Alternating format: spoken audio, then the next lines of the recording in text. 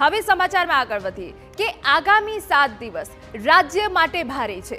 હવામાન વિભાગે ભારેથી અતિ ભારે વરસાદની આગાહી કરી છે। આજે 5 જિલ્લામાં ભારેથી અતિ ભારે વરસાદની આગાહી છે। ઉત્તર ગુજરાત અને સૌરાષ્ટ્રમાં અતિ ભારે વરસાદ પડી શકે। દરિયાકાંઠે 40 થી 50 કિલોમીટરની ઝડપે પવન ફૂંકાવાની આગાહી છે। માછીમારોને દરિયો ન ખેડવાની સૂચના આપવામાં આવી। બંદરો પર 3 નંબરનું સિગ્નલ લગાવવામાં આવ્યું।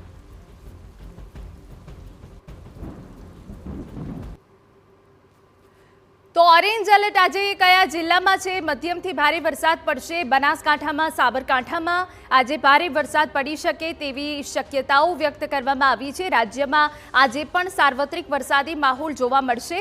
આપને જણાવી દઈએ કે બનાસકાંઠા અને સાબરકાંઠામાં પહેલેથી જ વરસાદ પડી રહ્યો છે। પાટણ, અરવલ્લી અને મોરબીમાં પણ આજે ભારે વરસાદ પડી શકે છે। મહેસાણા, ગાંધીનગર, ખેડા અને મહીસાગરમાં પણ ભારે વરસાદની પડી શકે છે। યલો એલર્ટ છે। ધીમી ધારનો વરસાદ પડશે, ભારે વરસાદ પડી શકે કાં તો મધ્યમ વરસાદ પડી શકે। દાહોદ, પંચમહાલ અને અમદાવાદમાં પણ વરસાદની આગાહી છે। અમદાવાદમાં વરસાદની આગાહી પ્રમાણે વરસાદ પડી રહ્યો છે। ક્યાંક ધોધમાર છે તો ક્યાંક મધ્યમ છે। સુરેન્દ્રનગર, ભાવનગર અને જામનગર, દ્વારકામાં પણ યલો એલર્ટ છે કે જ્યાં મધ્યમથી ભારે વરસાદ પડશે।